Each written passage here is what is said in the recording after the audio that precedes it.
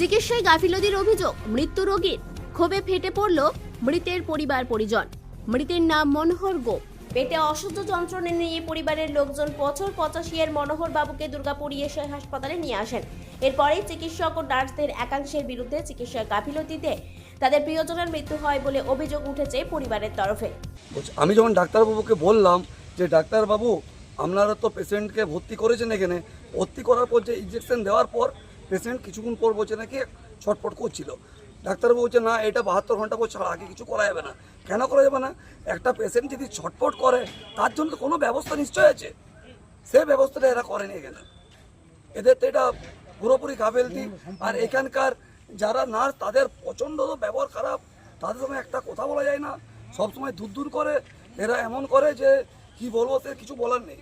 কিন্তু এই একটাই জিনিস আমি বলছি যে পেশেন্ট যখন ছটফট করছিল তার তো কোনো ব্যবস্থা আছে, তার তো ডাক্তারের কোনো ব্যবস্থা আছে। পেশেন্টটা ছটফট করছে, তার তো কোনো ব্যবস্থা করার জায়গা আছে, সেটারও করেনি কেন? অভিযোগ অস্বীকার দুর্গাপুর ইএসআই হাসপাতালের সুপার ডক্টর দীপাঞ্জন বক্সী। তবে পূর্ণাঙ্গ তদন্তের আশ্বাস দিলেন দুর্গাপুর ইএসআই হাসপাতালের সুপার।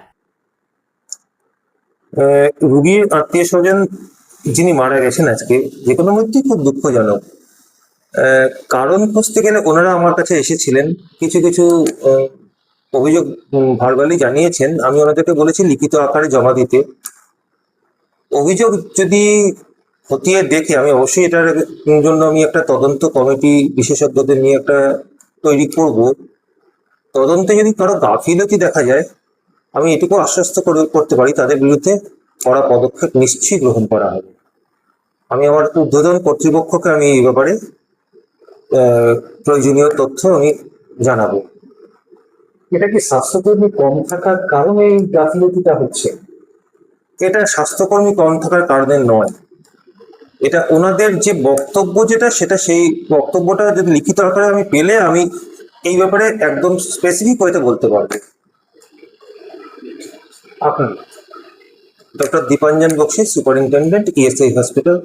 দুর্গাপুর ইএসআই হাসপাতালের এই ঘটনায় এখন চিকিৎসা পরিষেবার মানকে আরও উন্নত করার সাথে সাথে নার্স ও চিকিৎসকদের একাংশকে রোগীর পরিবারদের সাথে ভালো ব্যবহার ও সহযোগিতার দাবি জানিয়েছে দুর্গাপুরবাসী। দুর্গাপুর থেকে অনুরাধা সেনগুপ্তর রিপোর্ট, খাঁটি খবর।